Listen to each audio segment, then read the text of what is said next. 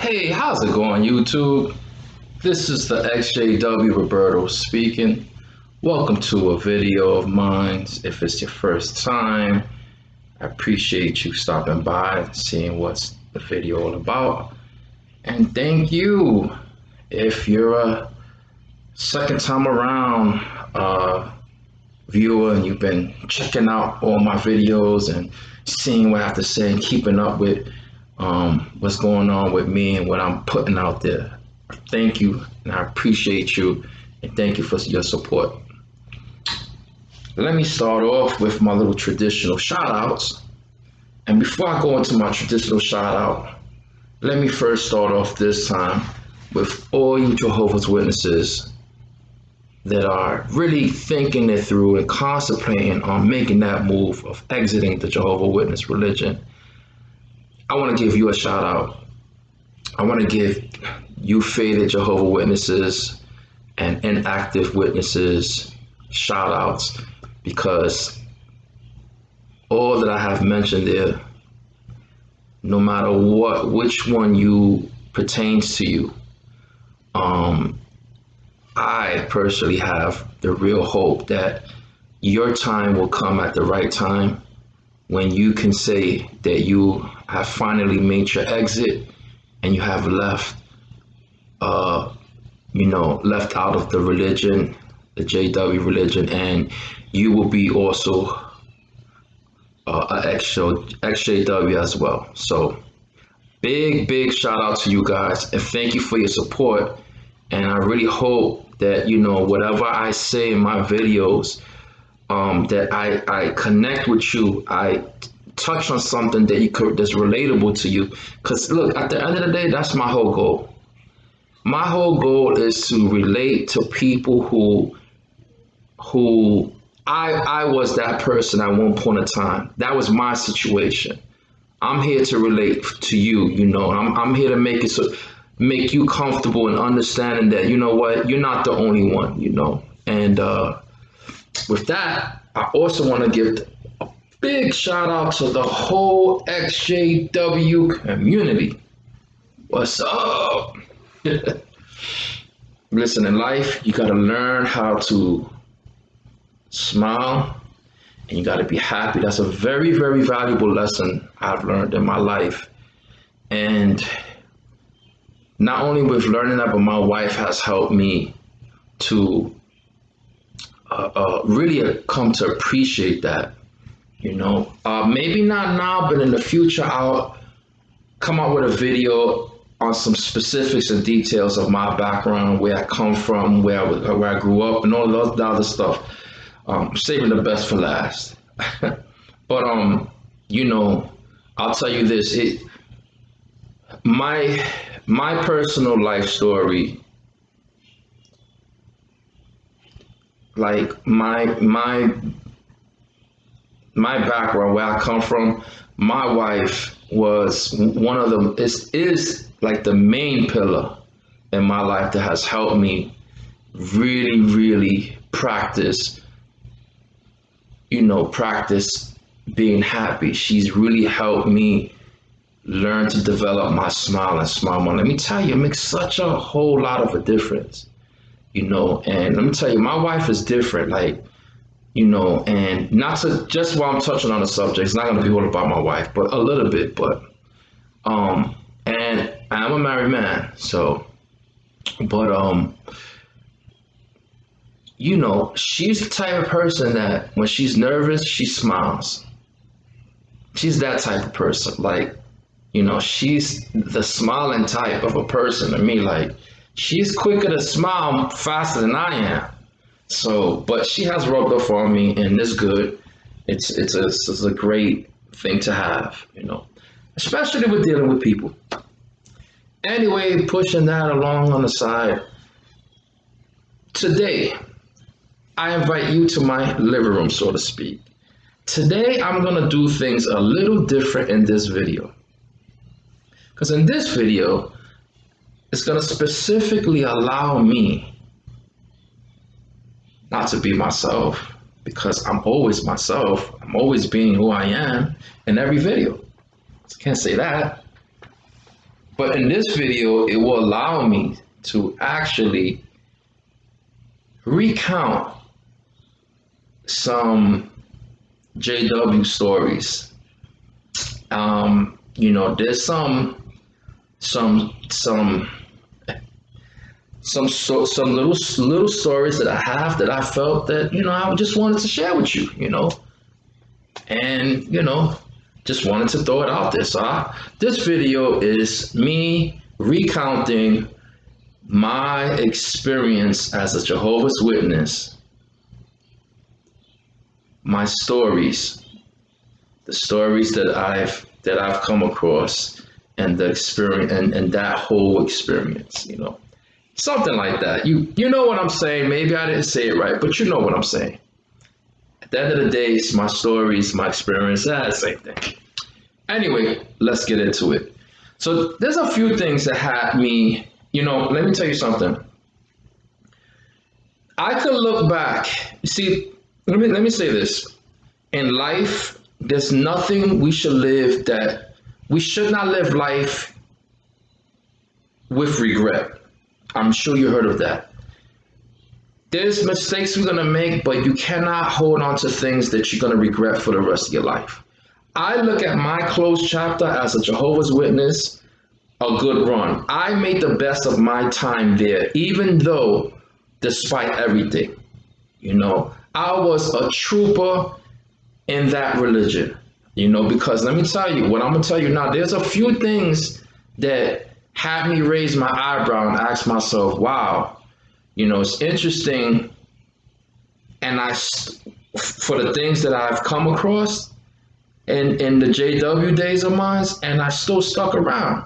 And let me tell you, I don't know, like for me, it's like, if I come across stories, if I came across these stories as a Jehovah Witness, imagine what's underneath all the things that people probably know, the secrets and things that people know as Jehovah's Witnesses, and they still stick around.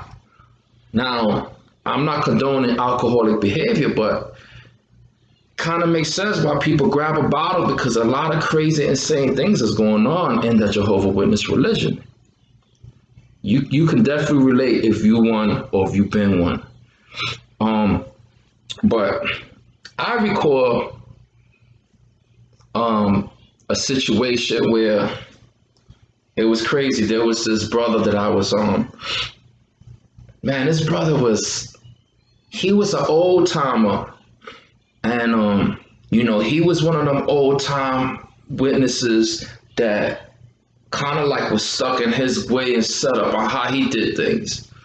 And he was one of them brothers that was like, if you kind of befriended him or you was in his good side or something, like if he wasn't that sociable with everyone, he wasn't with the younger generation and all that stuff, but he was over in time, like, I really got to understand his story. He had a story.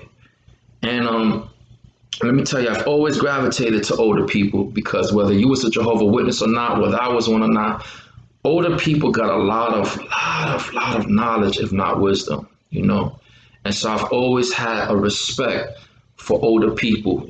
I was taught that it's something that I live by. You respect people who are older than you, your elders, And but long story short, of this older brother,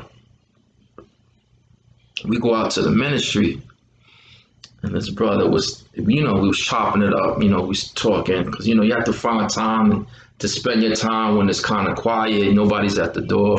So you find ways to convert, to talk in between the doors and stuff like that.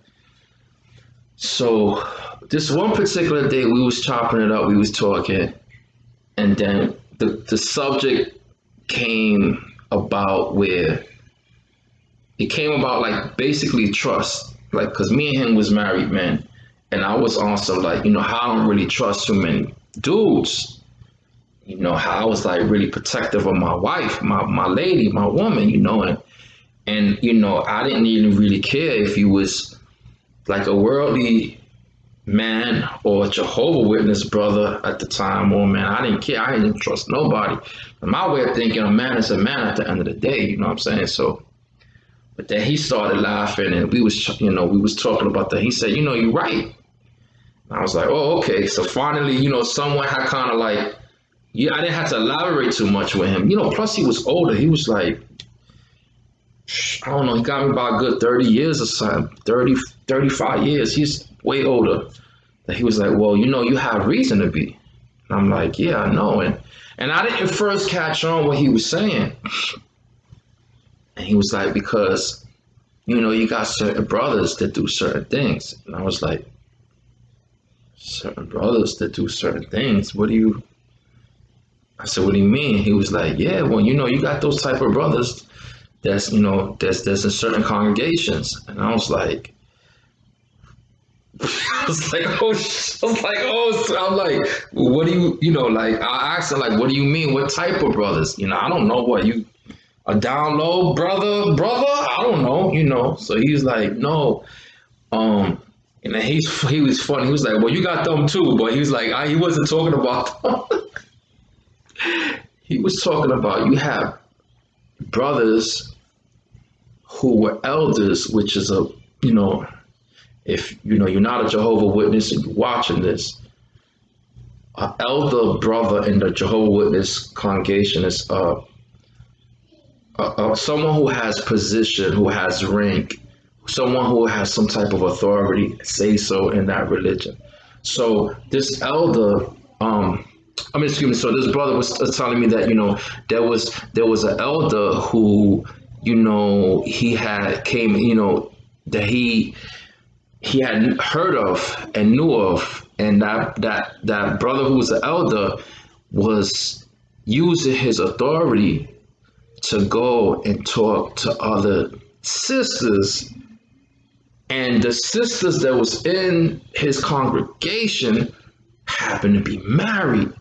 So it was like he was not even trying to talk to, like, not that it was right, because he was married, but the brother, basically this elder will go and use his little position in the religion, in the congregation, and he will use that to, talk to the sisters, married or single, whatever. And he got caught a few times and got in trouble by the elder brothers for, cheating and stuff like that, and committing adultery.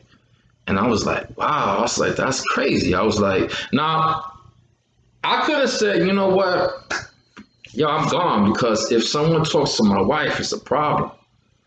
But I think at that point in time, my thoughts was like, well, I know my wife and my wife know me. And to top it off, I'm always with my wife. Every gathering that they had and invited us, you never seen one without the other. Same thing with my kids. Everybody was together. I just didn't trust nobody. And I think that was a protection for me. There was never a point in time where I had to worry about my wife being by herself with another, man or men. And, she was always around sisters. I always knew where she was at, her location, whatever. I always had the contacts, so. But that's one situation that made me think about, like, yo, if that brother knows that one thing about that situation, what other things does he may know, or other things just floating around that, happens, And so, that's one situation that I thought was like alarming. And I was like, oh, so you got, that stuff going on. So that opened my mind up a little bit to, like, wow, well, you know what? This is definitely, there's definitely some human people within this organization and this religion, So that's one story I'll throw out your way I thought was crazy. And I'm a very serious dude when it comes to my wife. I don't think it's wrong with that, but it's like, like when it comes down, like, I don't play those games, is my point, So, but that's one situation. Another situation that came about that was very interesting that I thought, throw out. That was very interesting. In my second congregation, because I was in two, and I left one congregation, not that I had any issues or something like that, but I had moved, and it was very hard for me to go and take the transportation and take my wife and kids in the carriage on the buses and wait. And when it was cold and raining and snowing and all of that, it was tough for transportation. So we relocated in another Kingdom Hall in another congregation, and in this congregation, we was there the longest. We was only in two congregations. The one that we started with, where we were studying, and then with we got baptized with that group, that congregation, and then we wound up leaving to another congregation, and that was the last one we was in. And that congregation, another story too. This very different. Like, I don't know. This is crazy. This brother basically had joined this congregation a little later in time, and he wound up marrying a sister there. But the sister was there way longer before the guy came. He wound up coming in after. They wound up getting, together and married. So we knew the woman first, the sister first. He came after. So maybe they was dating outside of that, and maybe he was in another congregation. Who knows? I don't know the specifics. I actually befriended the guy, the brother, and he was, pretty cool. But he basically, broke it down what the situation was. So his thing was, he had a child with a sister that wasn't his wife, and his wife was a sister as well. You figure it out. Yup. So basically what he did was, he went and became a father with a sister. They had a child together. He didn't marry her. After she got in trouble, because you get into some deep hot water for that in Jehovah's Witnesses. What? Oh, that they look really down upon that. And after they had a child together. He didn't even marry her, still went for whatever. And then he met this other sister, and he married her. And I was like, yo, that's kind of crazy. So I was like, and I was when I was chopping it up, and I was like, how does that happen? Like, what? And then he was just like, he kind of laughed, and he didn't elaborate. He was like, stuff happens, and he left it at that. And I was like, oh, okay. So I was like, yo, this shit crazy, man. I said, there's a lot of things going, like, this real stuff happens. All you gotta do is be with the right person at the, probably talk about the right things at the right time, and you get information that real stuff happens, like, like everywhere, So that's another thing that made me think, and I'm like, so it's just another story that, happened. I feel now with that story, I feel bad, because I'm like, Dad, you put yourself in someone's shoes. Here it is. Let's just say I'm a brother, and I have a child with a woman, and she's not a sister. And here it is, we have a child, and she goes to another place, another congregation, and goes and marries another brother. Like, that don't look right. Imagine all of y'all together in a gathering or worshiping somebody. It's crazy. So so that's one situation. That's another story, another experience, another, I don't know what to call that, but that's crazy. But I think for me, one story that's kind of like, it's like horrific, is the story when me and my wife, we first came across the child abuse stuff. and we had spoken to. Well, there was this elder couple, um, and let me be specific. So there was a brother and a sister, and they was up in age, and the brother was an elder, and his wife was a pioneer. They're the ones who help us take our steps and go through the process of getting baptized. As a Jehovah Witness, and they was the ones that we developed real close relationships with, throughout our time. Before we was before when we in the beginning stages when we were studying Jehovah Witnesses, when we was getting close to being Jehovah Witness until we became Jehovah Witnesses. Um, and we got real close to them. And this couple, we were so, I consider myself personally so close to them that I adopted them as my parents, right?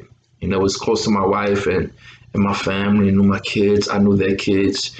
We would get together and go to gatherings and picnics and go out and talk and stuff like that. And our relationships were open and trusting and stuff like that, and like that. So we developed good connections, right?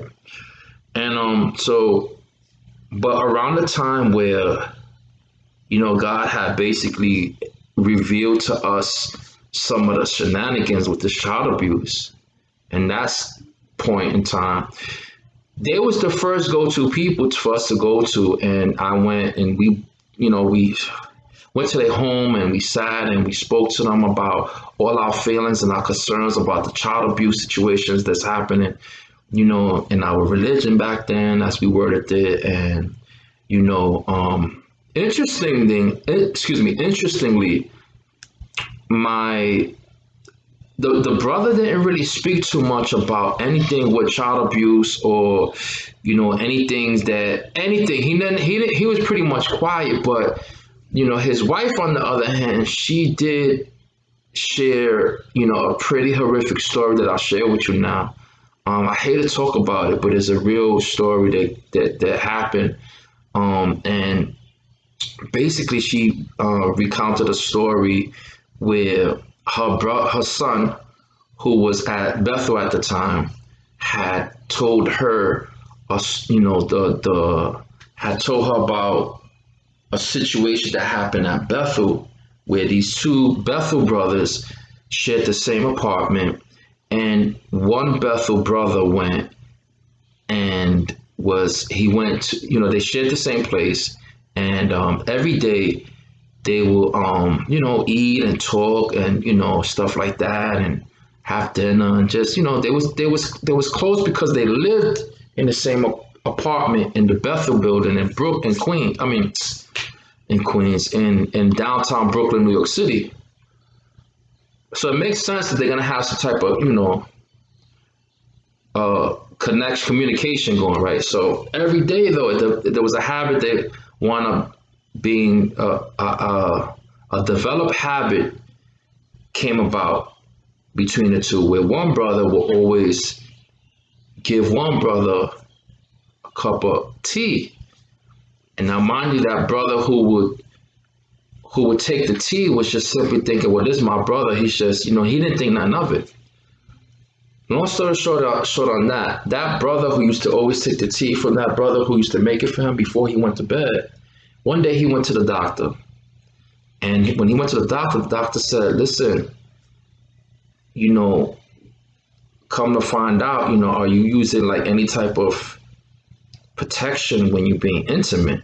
And so the brother was like, what are you talking about? He don't know what he was talking about, because he told him he wasn't. He said, well, it looked like that, you've been, your there's traces of evidence that you've been getting penetrated. And the brother got pissed. He got angry. He said, what are you talking about?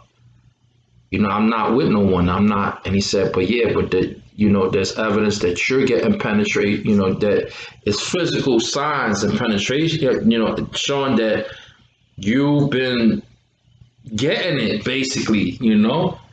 So the brother was like, he left and he went back. He was pissed. He was mad. So he wanted to approach the brother that he shared that apartment with, but he didn't do it. He did, but he did it his way. He didn't do it right away. He didn't have a conversation with him.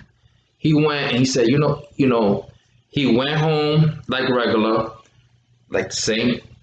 He went with the routine that same night when he came from the doctors, and brother says, "Hey, you want a cup of, want a cup of tea?" Brother was like, "Nah, I'm good, but I'm tired. I'm gonna go to bed and call it a night." He goes and do that. He pretends like he's sleeping, and the brother goes and try to go and do what he was been doing to him. And the brother jumped up and he started, taking care of business because he knew what was going on. And so, the story goes, I asked her what happened, I asked her, did anyone involve the authorities or did they kick out? But she said she didn't know. So you can only imagine what the conclusion is. So my interpretation of that story is you have, because obviously this one predator, because that's a predator. This is someone who preys on somebody who's innocent, and you drugging them. They unaware, and you're basically raping them while they're asleep. So only God knows you became a Jehovah Witness, and that happened to you, or that happened to you before you was a JW, or what. However, that situation went down, but now you bring this nasty stuff into to this world, this religious world. Then you do this nasty, crazy, horrific thing to this poor innocent man. And now this man, I'm quite sure, is going to go through some real psychological problems, possibly, of course, with his sexuality and all that, because you did this. So, and I mean, when I had, and this was the time when me and my wife we just had found out about the child abuse situation, and we went and we spoke to at the time, my moms and my pops from the religion, and when she told me that story, I was like, yo, that's it. It's a wrap. I'm done. I can't do it. I can't do it. And that's another story that right there, I think, was the turning moment for me. That was like the finalization. That was the ending chapter, because it was already like I was already getting stories firsthand in, like, on these type of men that you have. You got cheating, what I'm saying? You got men that's, getting into the bed, basically getting sisters in the bed, impregnating them and giving them a bad name. And then now you got this situation with this, man doing this to this man. So it's like at that point, everything was already pretty much adding up. So it's like, but it's funny, like how things happen for me, it was like, and so that's another story that goes in my little small list of craziness. And it goes to show you that you cannot trust nobody. You cannot trust nobody. That's why I don't trust religion no more. I don't trust no religious figures no more.